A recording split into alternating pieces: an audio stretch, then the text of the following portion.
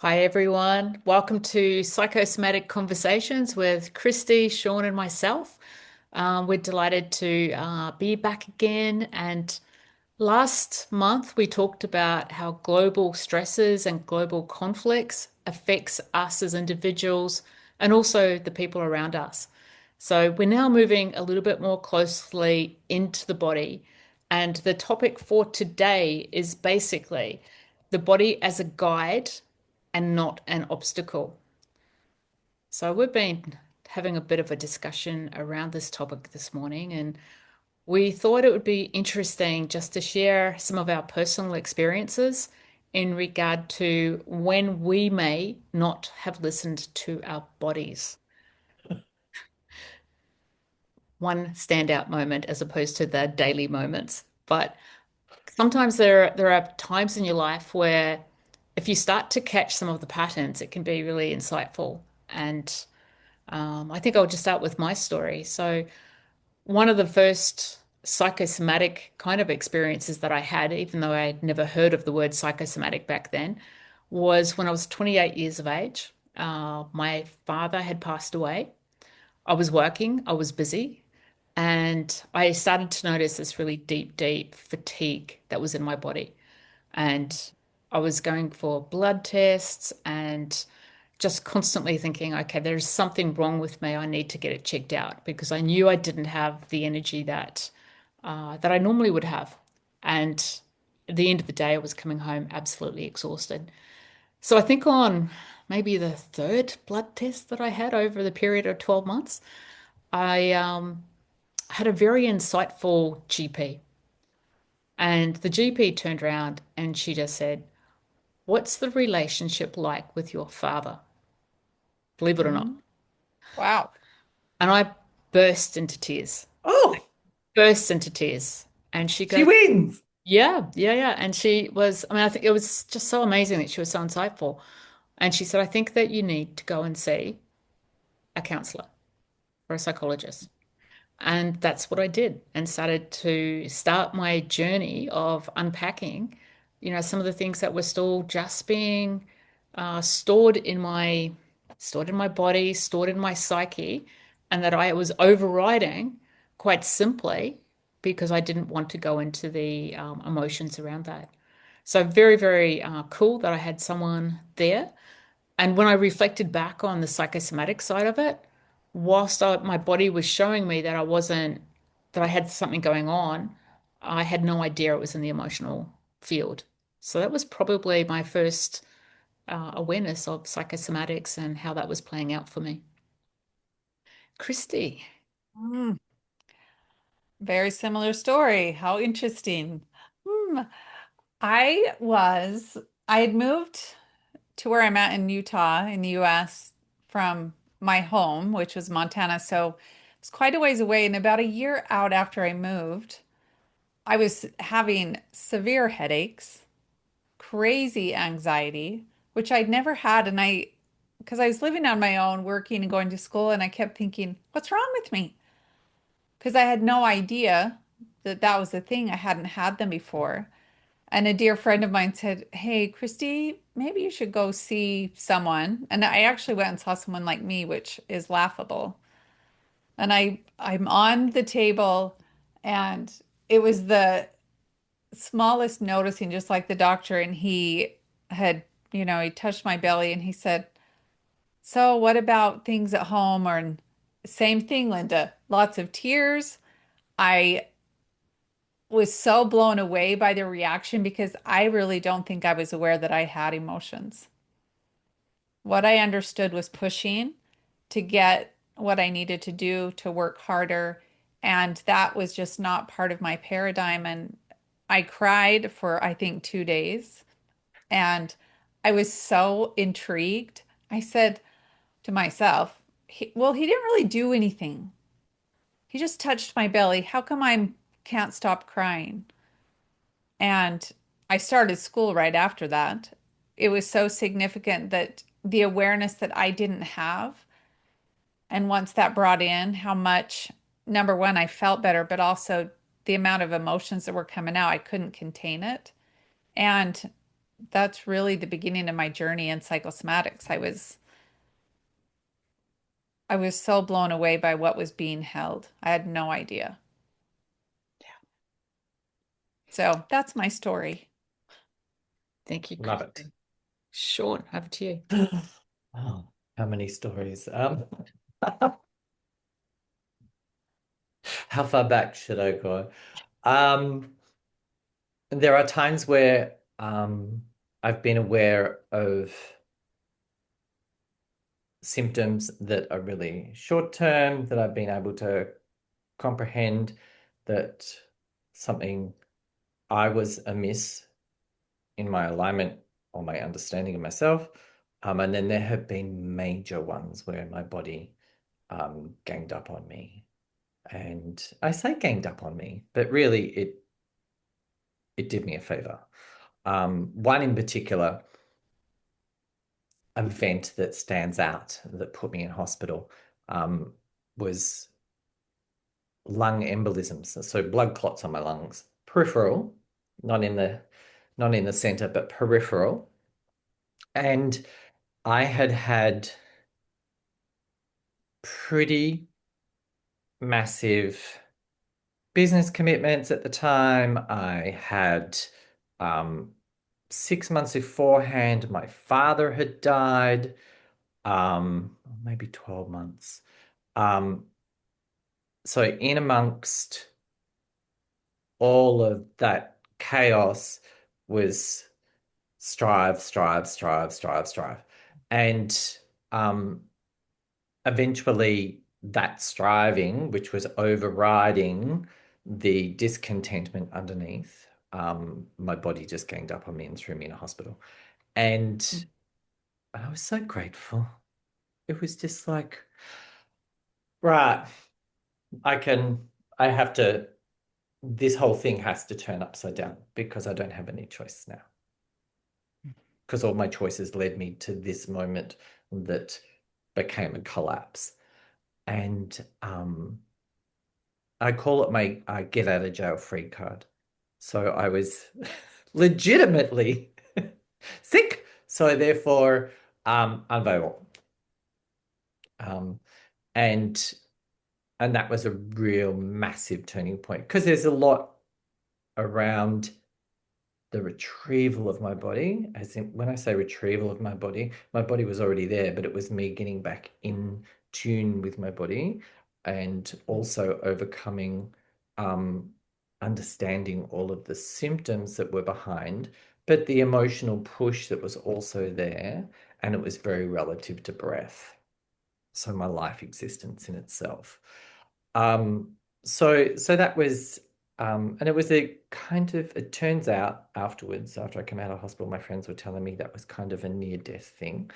Because there was hemorrhaging going on and all sorts of other stuff that they didn't tell me about, but I found out only because I had friends in the right places. Um, so it was a fairly dramatic exit. Um, uh, and I already knew what was going on in the background, um, but didn't take the time to address it. So eventually it piles up, bro. Gosh, I remember that, Sean. I remember that time really well. And Mm. as a friend of yours, that was really quite a scary period of time. Yeah, a lot of people have said Yeah, I that. was really worried for you, sort of thinking Oh, that, Amanda. you could exit. Yeah, yeah. Very, There, very there glad could to have see been that you there could have didn't. been an exit going on there, yep. Yeah. Mm. Um, but it So the was so that really invites, how do we listen to our body? And sometimes, we're hearing these conversations more and more around people, and the body awareness is growing as well, where people are actually saying, "Hey, you've got to start listening to your body." And we, Sean, I there's can I share an example of a client just sure, please just do. from 2 weeks Do. ago?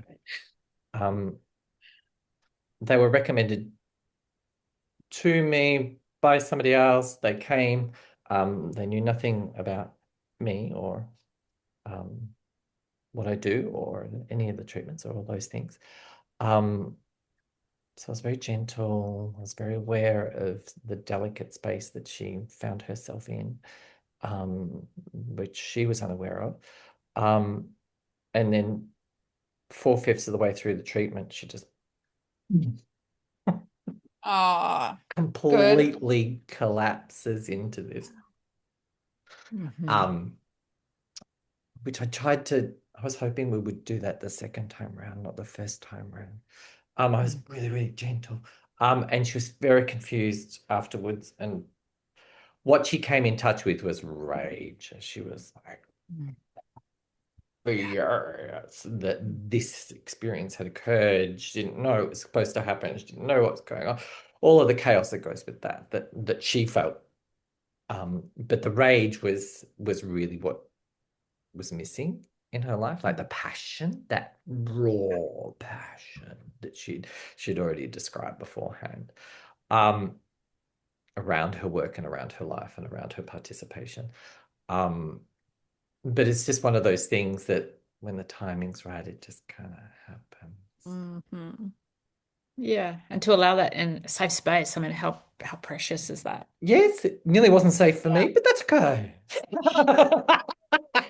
I've survived worse. Oh, our bodies certainly, I really believe, Sean, though, and I've seen it in my practice a lot, that the container that you hold Mm, matters.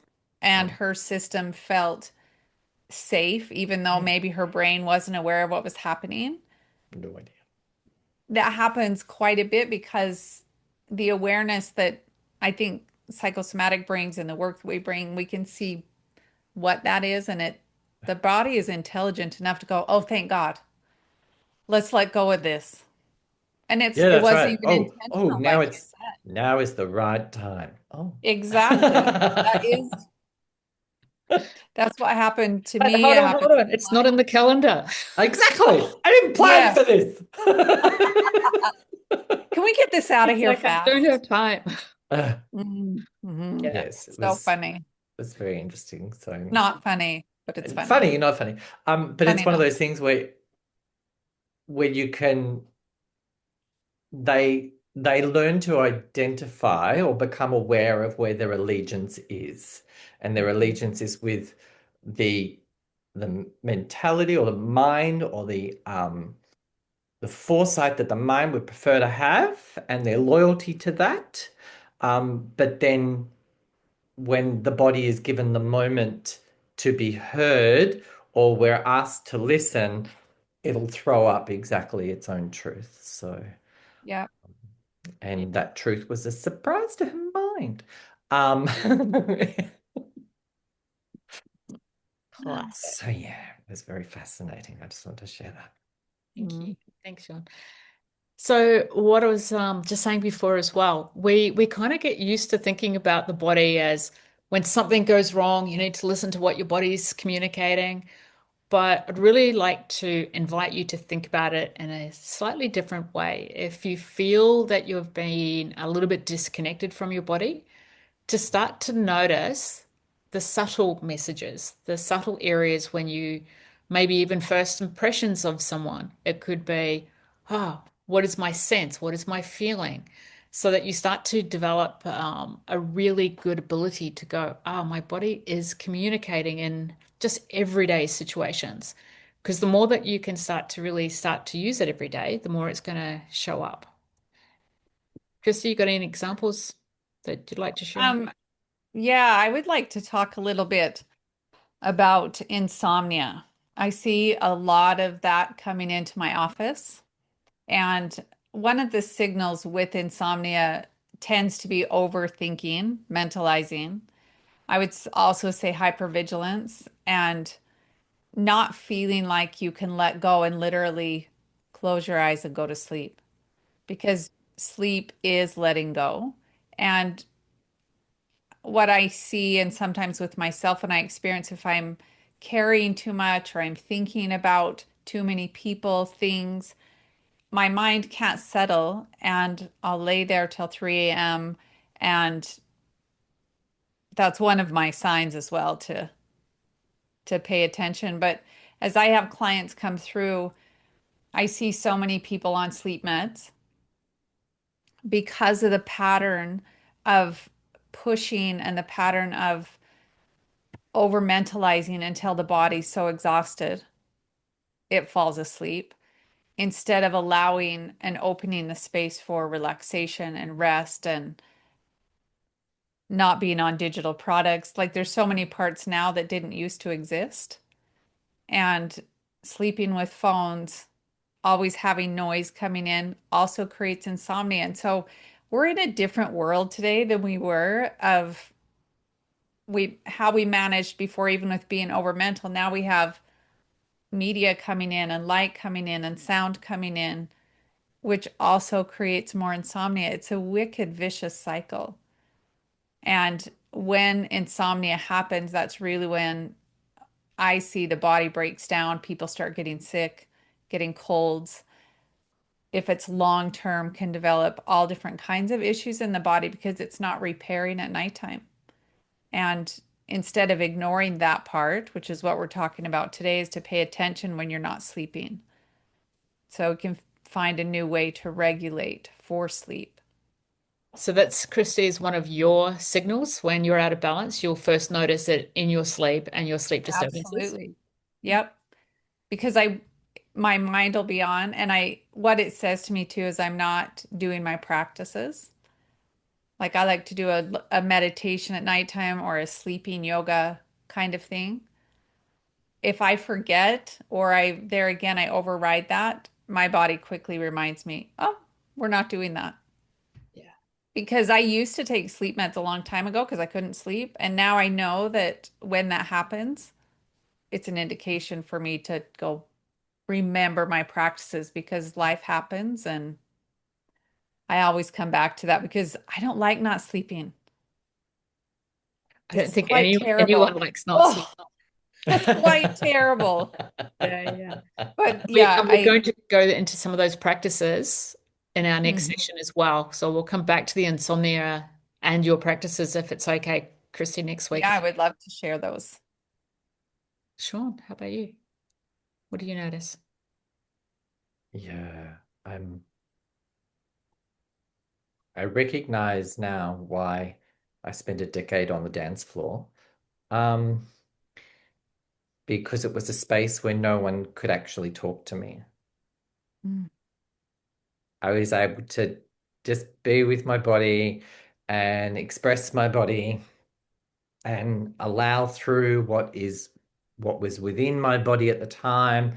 I'm such a highly charged person that I was out 6 nights a week, till 3, 4, 5 o'clock. That was, I guess it could have looked like insomnia if I wasn't on a dance floor, but I was on a dance floor, and by the time I got home, I was very well spent in order to sleep. So sleep became a experience, but I was really aware of how that affected many other components of who I am. And at this point in my life, I'm really aware that if there is 2 or 3 conversations going on inside my mind and none of them include me, then I'm disconnected Mm. from myself or the self, or I'm distracted from being with me. And that's when I need to tip the scales a little. I have to learn how to undo what's outside of me by returning back to me. And it's nice that all very lovely that I want to lend my thoughts to the world. However, this is my physical living experience, and without that, I'm not going to be able to lend myself to the world. So it's a matter of coming back to the flesh for me, very much coming back to the flesh for me. Um, so it's sensations, and yes, it's external stimulation of sensations, but it's also, um, uplifting emotive experiences are really important for my buoyancy. And I call it buoyancy because it's kind of like coming back to a nice floating space within me rather than feeling under pressure or overwrought with thoughts. Mm. Nice. Really good awareness there. Mm. For What me, about it's yourself? for me, it's probably, well, it's not probably. What am I saying? There is no probably about it. Play it on I, us, For Linda. me, it's my neck and my shoulders.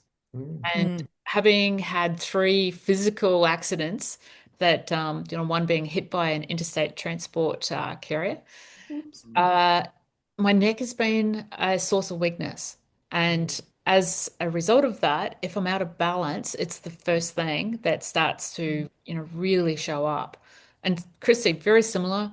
It's about doing the practices, slowing down, and recognizing, firstly, it's not about taking a tablet, which once upon a time would probably be a painkiller for me, but to actually not push through in that way, to sit and just go, okay, so when was the last time? Or did you do yesterday or today? Have you done the practices that actually assist with making my neck feel quite aligned and stable? Mm. And am I doing too much extension of my neck as I'm typing and I'm doing work? So it's a really good wake up call. And I guess not using the crutch, and I know people need to do pain medication and pain in whatever way that they do it, but it took me years to go off taking regular painkillers. Like I would easily have, going back 10, 15 years, I would have a box of painkillers to manage pain, probably every month. And now I'll occasionally take a pain tablet. It's more about what can I do to actually listen to my body, lean in more, and what supports it to come back into balance. Yeah. Yeah, And it's big topics, right? what I love about symptoms is that they beckon. Yeah. They're cool because Quietly, they're then they're loudly. disrupting what what the current path is, Mhm. and therefore I need to pause. I need to pause to listen. Yeah. Um, yes, I can go somewhere and have a treatment, and therefore someone else helps me listen. Um, Still need to make the time to listen. Um, And it is about changing that whole relationship with how you see those symptoms. It's like, yeah. are they messages or are they something to go, I want to push away. And Yeah. unfortunately, there is a tendency to push away what we don't like, what feels uncomfortable. And, that's where some of the shifts can start to take place. And Sean, as you're just speaking then, I'm sure you will remember when I first met you back in 2010 when I was promoting psychosomatics and promoting some of your classes, some of the migraines that I used to get. Wild. Mm. And I would be violently ill. I would literally be, Yep. Out. like 5 hours out a day that I would need to rest, need to be in bed when they came in. And Sean started to say to me, like, so what's your body communicating with you? Like, what? What? I'm You're sick. so Yep. annoying, Sean. Leave me alone. I'm What do you unwell. mean? But it was, right back then when I sort of started to change the relationship with how my symptoms were presenting. And it's been such a long time since I've had migraines. I've had other challenges, don't get me wrong, but such a long time since I've been bedridden with a migraine. Mm, congrats. Leaning in and having a curious mindset rather than trying to go, let's just ignore the pain and take a painkiller. Yeah, for me, I think because some things are short term, some things are long term. Like some things surprise us and is there today and it's gone tomorrow, which we're all relieved because it didn't last long.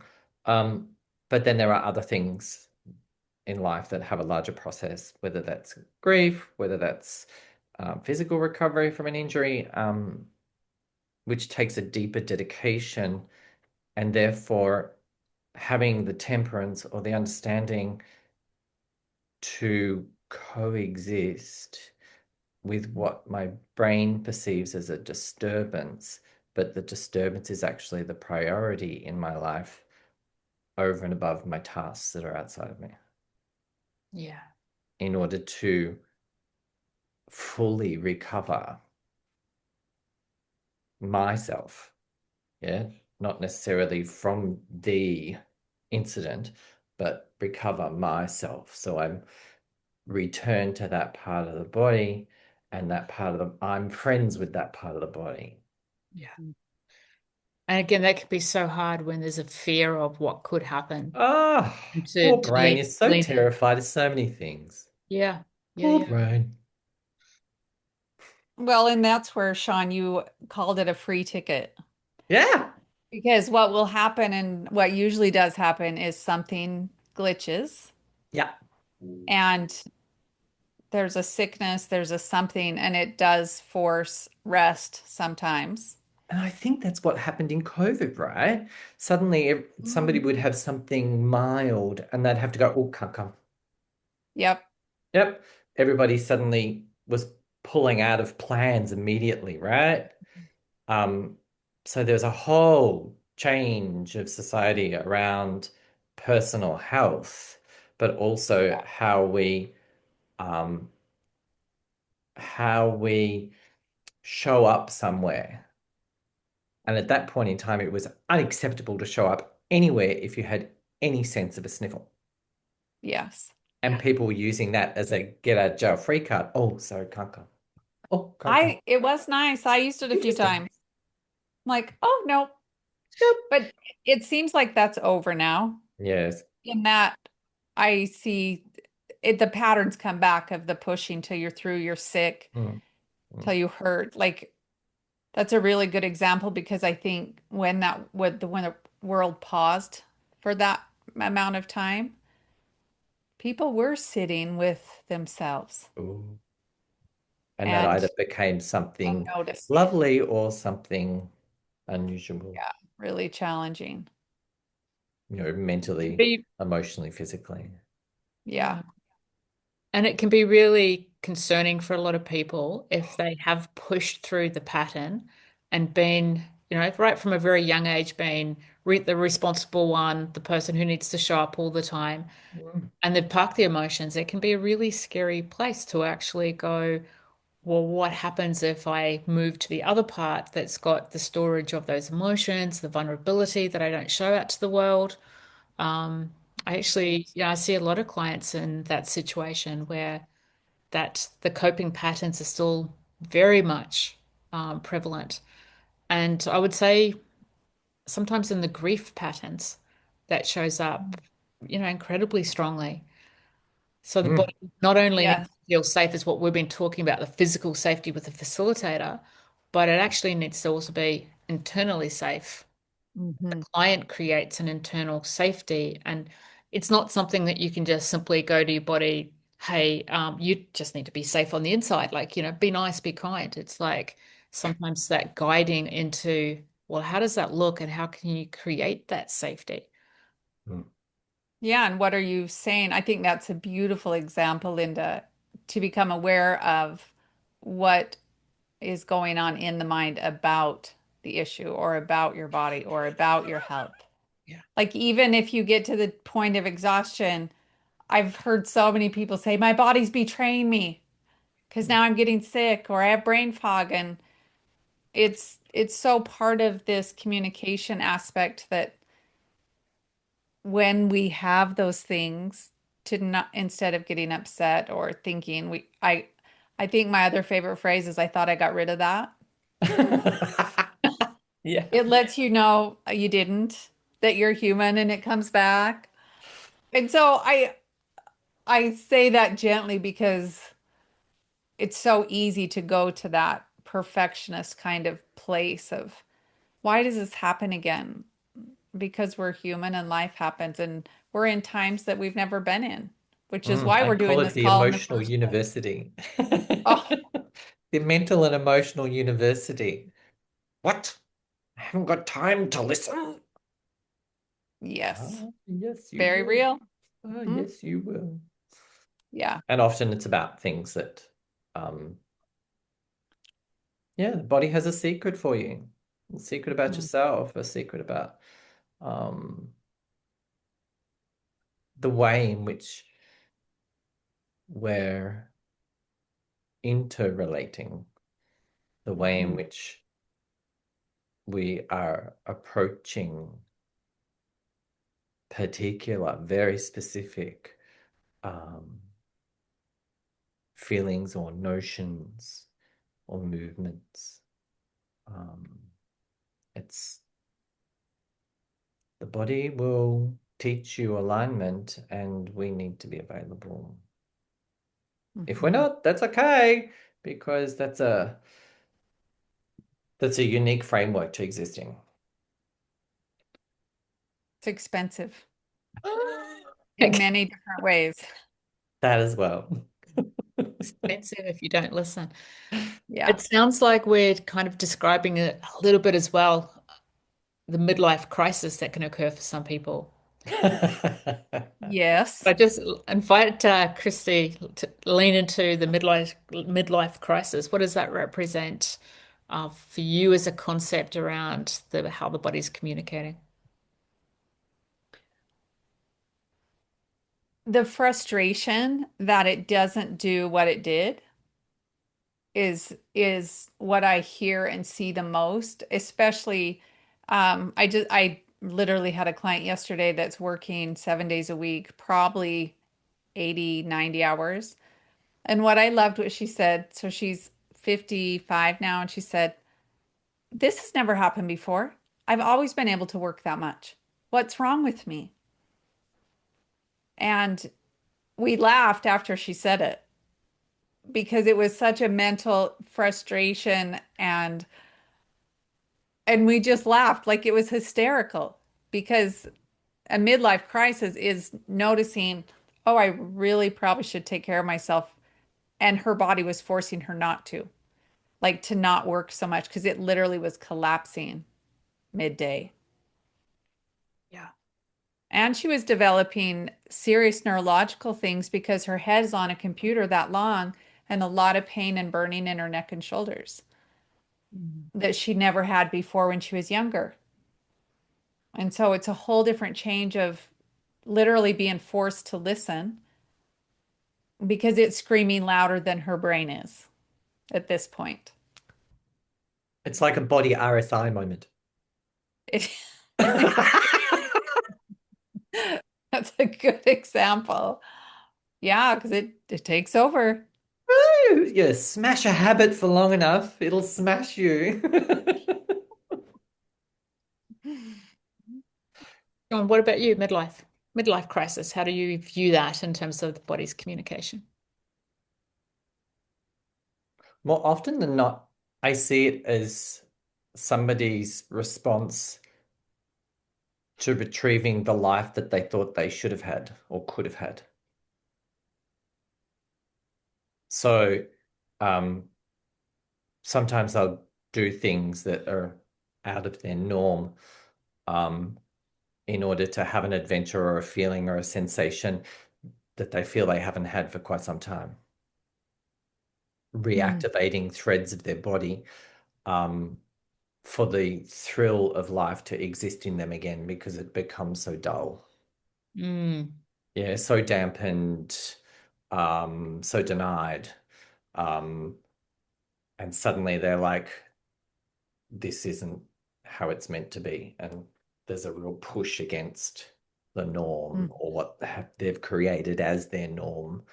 And that's when everybody goes, who is this person? What are they doing? Why are they going about it that way? Um, when actually they're simply finally being adventurous, which is what they originally wanted, but they'd surrendered, they'd given up on. yeah. Yeah, yeah. Oh, And in psychosomatics, we often refer to not the breakdown, but the breakthrough. Yeah. Um, yeah. yeah, so for me, it's probably, well, yeah, exactly what you guys have been saying. So I love that. The redefining, the prioritizing. Yeah, I remember a moment when I turned 30 and I went, this is not the life that I anticipated. And I went and changed everything about it. Do you want to call that midlife? Not really, 30, hardly. Um, but it was one of those things where it was kind of like my life was being molded by everybody else and not by me. Yeah. So do you feel, either of you, do you feel that sometimes there can be an overemphasize the other extreme, an overemphasizing into the body? Yeah, definitely a hypervigilance in that. And also catastrophizing, like paying attention. There's a happy balance, I think, because one thing can happen and um I hear and see blame and shame because how could that happen? What did I do wrong? How come I didn't see that? What's wrong with me? And there's so much information now about the emotional aspect, and that can be kind of a mind insanity piece because what did I do? And then it just spirals and spirals. And that can be super dangerous too. So it's a fine line to notice and create a relationship with this body, with our minds, because I do think they can coincide together. But to notice when they're shaming around something that happened that you weren't aware of, notice when you become hyper aware and maybe go into something's wrong with me. And so yeah. What does it feel like to push a little bit, maybe? What does it feel like to be uncomfortable without having it be that something's wrong? Mm. Yeah, I've also seen a lot of people get obsessed with it as well. I have a Mm. nickname for it. It's called the Puritan. And and at one point in my life, I was quite the Puritan. And it was leading life through things that I perceived were good for me. Mm. And that's based around societal information and my ability to um, latch onto those and make them part of my life, but they're really not part of my makeup. Yeah. Mm. And that's what I really liked. At one point, I was trying on so many different, I call them outfits, but it was really, it gave me the opportunity to reflect about whether that's actually me. Is that something that registers with me? Is that something that um, positively stimulates me? Mm. Yes. I love the two descriptions that you guys have given because like you've just made me also sort of think about something slightly different. Oh, But good. coming back to how, how we use this information and the work that we do. Yep. We look at the face shapes, we look at different parts of the face for us to learn about, what our clients are telling us. And sometimes the rectangular face shape, they may be told to do meditation if they're uptight, but actually, someone who's got a rectangular face shape may find it really difficult to actually like sit in a Zen, quiet style pose for any length of time. It drives them to distraction. So when you actually learn a little bit more about like the face reading side of things, you can actually take a look at a client and go, you probably may not be suited to meditation. Have you tried it? And they go, I hate it. And then Yes, they do say that. you get them to do a different style of being more consciously present in their body through like more of a walking or movement style activity. So I love that. I love that how it relates and to Yeah. For my disposition, when my physical body is required to be strong for a period of time, my mind suddenly goes, "Oh, we have strength here," rather than my mind being the formula for strength. Mm. So it's definitely when it's naturally activated in my body and I'm able to locate it, then my mind feels safer or it feels as if it's in a strong vessel. And that in itself means that it no longer needs to overthink everything for just in cases, Yeah. or else it just strategizes out of control. Hmm. Indeed. Good example. Okay. So, Christy, you're going to do some reflections with people listening. Yeah. So, what we were talking about before when we came on is just really how important it is to listen. And the question comes, how do I do that? And so for today, I would like to have each of you, if you're comfortable, to close your eyes. If not, just lower your gaze a little bit. And I'm going to offer a question. We'll sit with it for 30 seconds to a minute. And this is all about just noticing. And I want to be clear that if you notice nothing, that is an answer of a something. It's a little bit of a play on words. I don't feel anything. That's information, data for us, for you. That is still something. So there's no way to do this wrong. This is about noticing. So let's everyone take 2 sips of breath in and blow it out through your mouth. So 2 sips in and blow it out. And just let your body settle in. We'll do that 3 times. 2 sips in through your nose and blow it out. And one more time, 2 sips in and blow it out. And put one hand on your belly. You can put one hand on your heart and just ask, what signal from my body do I most commonly notice?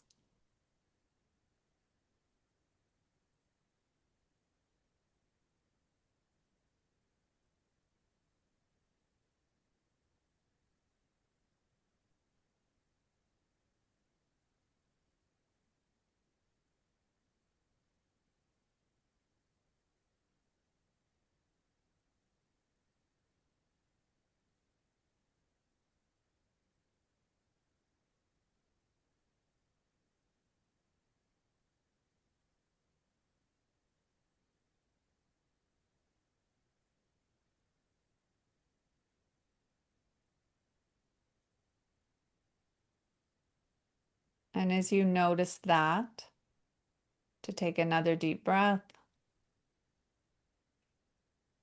We're gathering information from this intelligent body and the intelligent mind. And the next question is, when do I feel the most disconnected from myself? What scenarios create that? Is it something that is created? Is it there quite often? When do you feel most disconnected from yourself?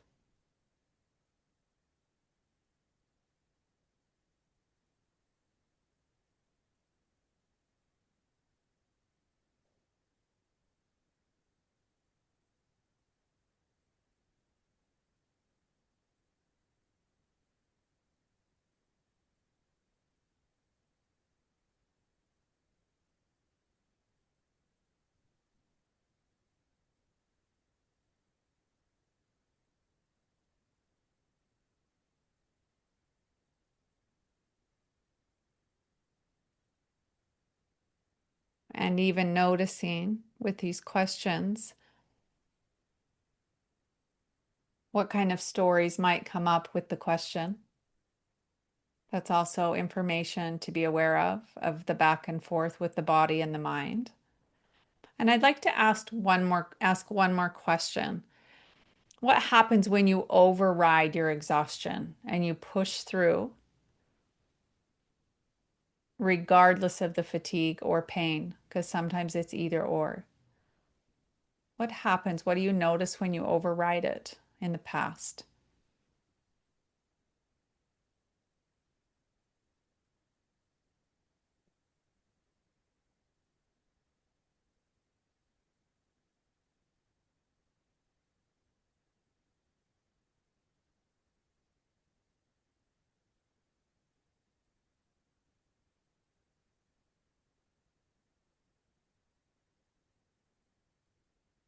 And take another nice breath. These are questions that are even worth journaling about.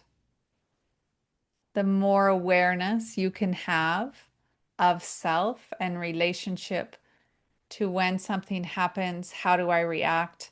Sometimes that's mentally, sometimes it's emotionally, sometimes it's physically. What is that for you? And everyone will be different. There's no comparing in any of these reactions. Also important to know. And the degree which they happen are also very individual. And to remember your body is like your own computer that you're taking care of. You're understanding how to use it, how to listen to it, how to clean it, how to make sure it is well taken care of.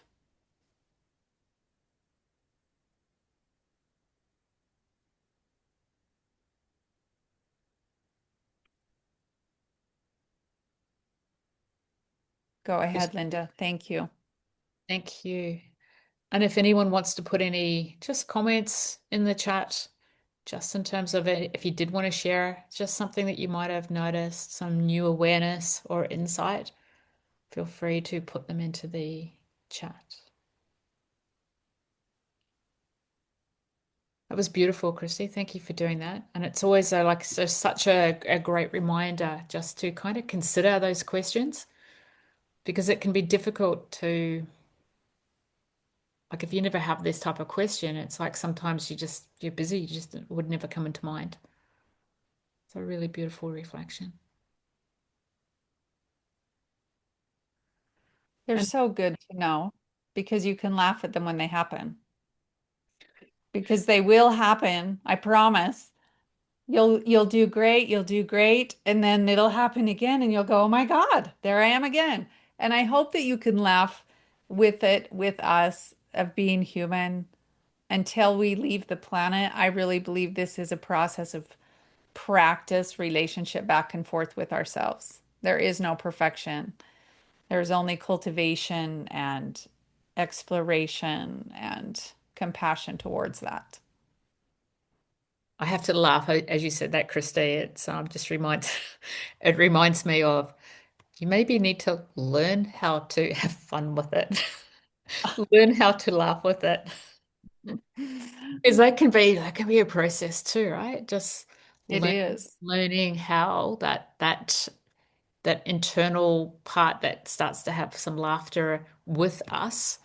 Um, it does remind us not to take ourselves so seriously, right? Yeah. Makes it much easier. Yeah. Make light. It will make more. Absolutely. And it's one of those things where sometimes the body will generate self-appreciation quite readily, and then there are other times where it will require self-appreciation and Hmm. self-acknowledgement. And we see that Barbara says, I felt a tightness, so thankfully found a new yoga group to help with the deep breathing. And disconnection is a relationship to sensation and our willingness to connect with that sensation because it's already within us. It's just me. How could I not want to see me? How could I not want me? It's just me. So Oh, true. Yes, those Barbara, poor I late love night that. snacks, the longing for desire. Yeah. The sensation of pleasure. Yep. Yeah. You're not alone, Barbara. It's a thing.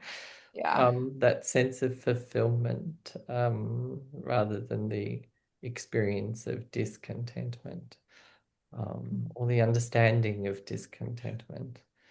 And and even then, experiencing discontentment can actually have a pleasurable edge because we are devouring the discord that lives within us.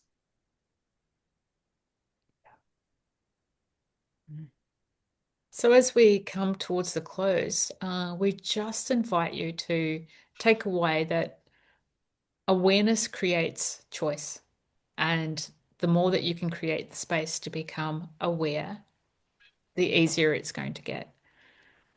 In our next month, we're going to explore further what we've been talking about today, but we're going to bring it into a more practical level. So we're going to take some of the themes that we've talked about. We may even add a couple, but the aim is to take a look at some practices that you can use every day for the areas that relate to you. And what doesn't relate to you, maybe send someone else to listen to the recording. So just take Mm. away what you would like to take away from next month's recording. We thank you for listening to us again this month. We love sharing our insights and our psychosomatic education so that it can also make a difference to anyone that it relates to on that particular day. Christy, do you want to say anything before we sign off? Yeah, I about choice. When we feel like we have a choice, when we're aware of whether or not we're saying we have a choice, that is power. That is personal power. And listening like through the next month till we see you again, do you ever hear yourself saying, I don't have a choice? Your body's hearing every piece of that and contracts. So as we notice little tiny things of choices, and that's what we're going to offer on our next call. Well, what are those choices? We're going to give you some choices, and hopefully that will help create a platter of things that can come up when there's overwhelm and exhaustion and insomnia and all the things that sometimes life brings. Sure. Yeah, it's a um, learning how to diversify our emotional palette. Love that. And on that note, we say goodbye. Have a great month, and we'll see you next month. Bye, everyone. Thank you for See coming. you. Bye.